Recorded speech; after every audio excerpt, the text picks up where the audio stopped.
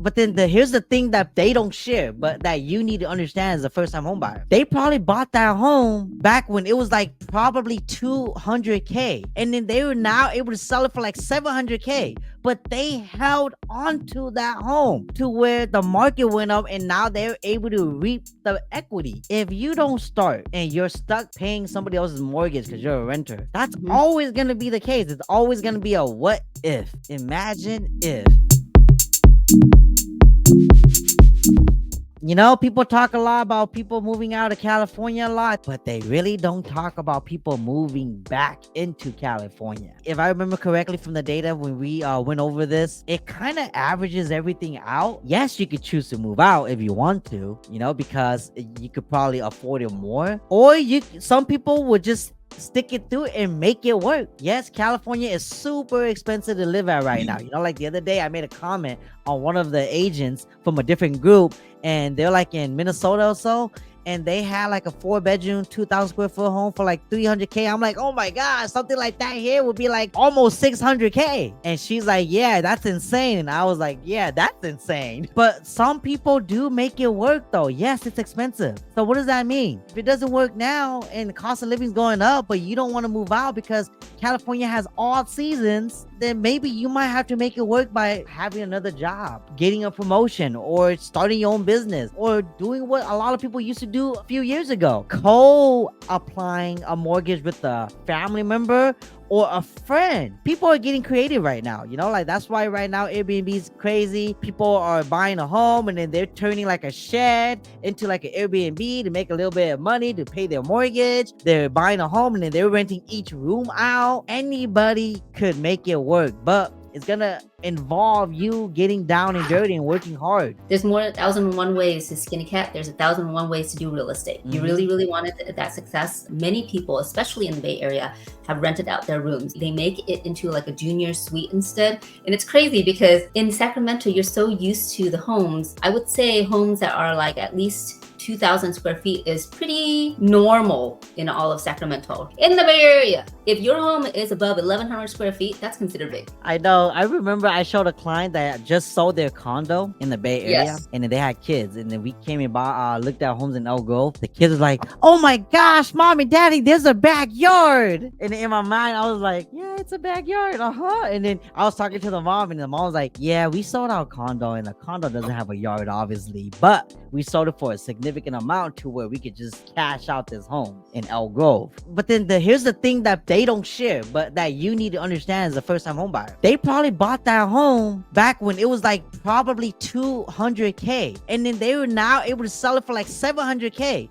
But they held on to that home to where the market went up, and now they're able to reap the equity and sell it and cash out a home that was bigger in a good area. If you don't start and you're stuck paying somebody else's mortgage because you're a renter, that's always going to be the case. It's always going to be a what if. Yes. Imagine if. It's always going to be that. Until you own your own home, you're never going to be able to build that equity for yourself, you know, because everybody's going to need a home. Why not pay your own home versus paying for somebody else's home just to borrow it temporarily, not knowing when they're going to evict you out because now they need to move in because it's their home to begin with. You're just renting the space. It's funny because like the other day I was talking to this parent, right? She was telling her kids, don't buy a home, because when you buy a home, you got to pay for utilities, you got to pay for tax, you got to pay for all of this. Don't buy a home, just rent. The landlord pays all of that. I was like, how much is your rent? I calculated everything. I'm like, I was looking at the tax record. Okay, he bought this home in 2012. Right now it's 2024. It's a 4-bedroom, 2-bath house in South Sacramento. He's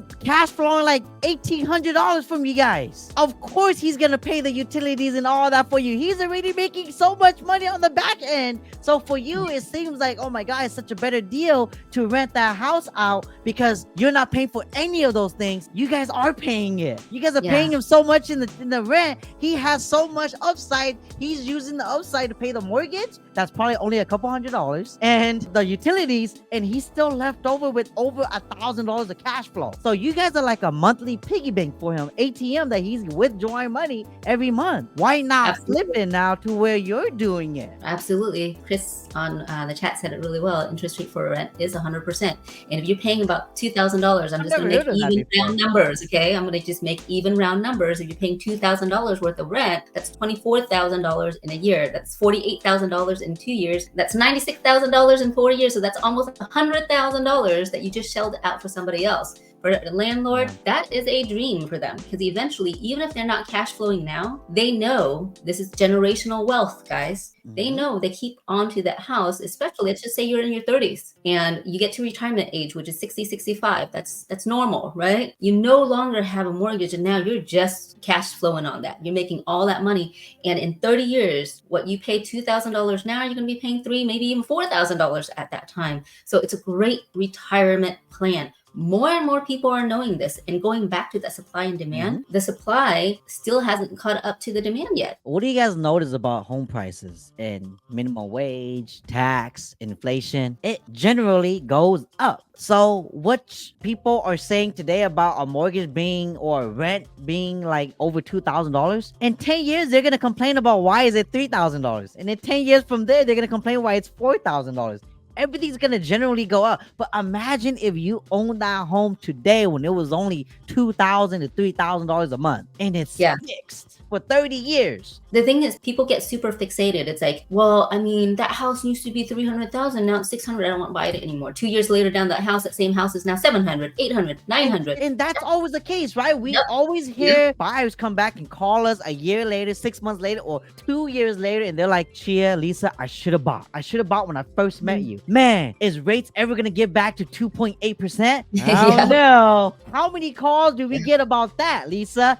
I missed the boat. Guys, this is so high, but right now I feel it's even higher. For real. I mean, if you're willing to pay 20 to 30% on a credit card, 6, 7, 8, 9, 10% on a mortgage. So it's all about priorities. It's all about your values.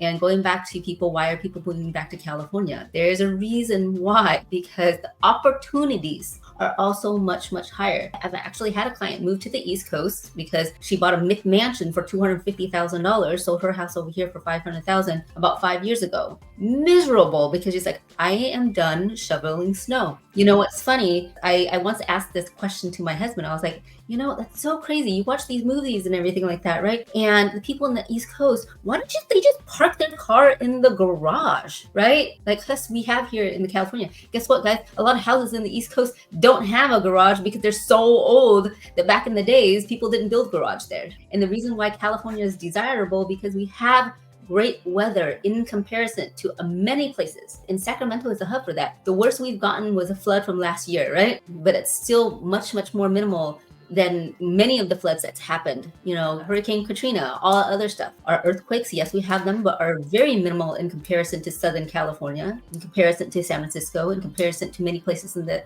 Bay Area. So when you're looking at just, you know, the environmental aspect of it, Sacramento is very super ideal. The worst thing that's happened to Sacramento, because we are the city of trees, is allergies. And guess what? Go get your allergy shots like me. 8 months and you're done. You'll never have to worry about allergies again. All right, but I'm gonna let everybody go. Good night. See you guys next time. All right, Chi fans, peace out.